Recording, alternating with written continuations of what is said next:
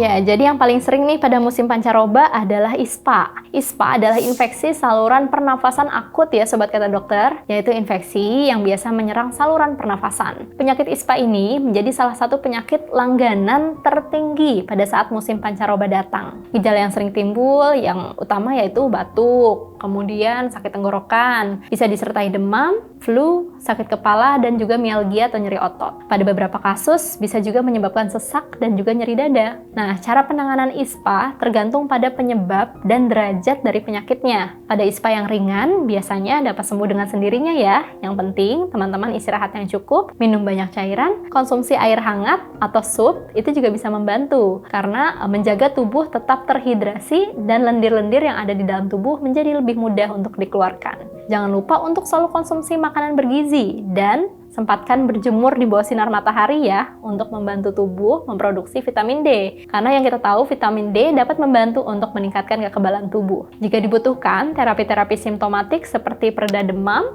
kemudian pereda nyeri, dekongestan untuk mengurangi hidung yang tersumbat, bisa juga diberikan obat batuk, atau bila perlu pemberian antibiotik. Jika gejala tidak membaik dalam beberapa hari atau bahkan semakin berat, jangan ragu untuk berkonsultasi dengan dokter agar mencegah komplikasi yang lebih serius.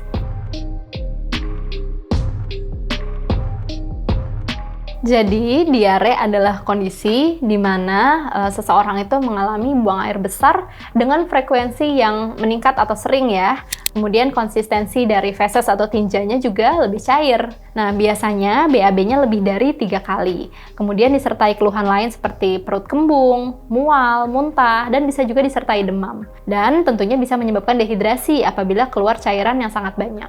Pada beberapa kasus BAB bisa disertai dengan lendir atau mungkin darah, sehingga memerlukan untuk terapi antibiotik atau antiparasit. Nah, penyebab diare pada musim pancaroba biasanya diakibatkan karena perubahan dari cuaca dan suhu tadi yang bisa meningkatkan populasi serangga seperti lalat. Nah, lalat tersebut bisa membawa patogen penyebab diare. Ada juga diare yang dikarenakan kontaminasi dari air karena air hujan yang turun tidak teratur dan kebersihan yang tentunya tidak terjaga. Cara menanganinya, yang pertama pada saat diare tentunya harus rehidrasi sesuai dengan derajat dari dehidrasi. Diet makanan yang ringan dan menghindari makanan tertentu seperti makanan pedas, asam, dan juga makanan berlemak. Jika dibutuhkan, teman-teman bisa mengkonsumsi obat anti diare ya, dan juga antibiotik pada infeksi bakteri. Untuk sementara, harus menghindari produk-produk yang mengandung laktosa, seperti susu, karena bisa merangsang pengeluaran BAB.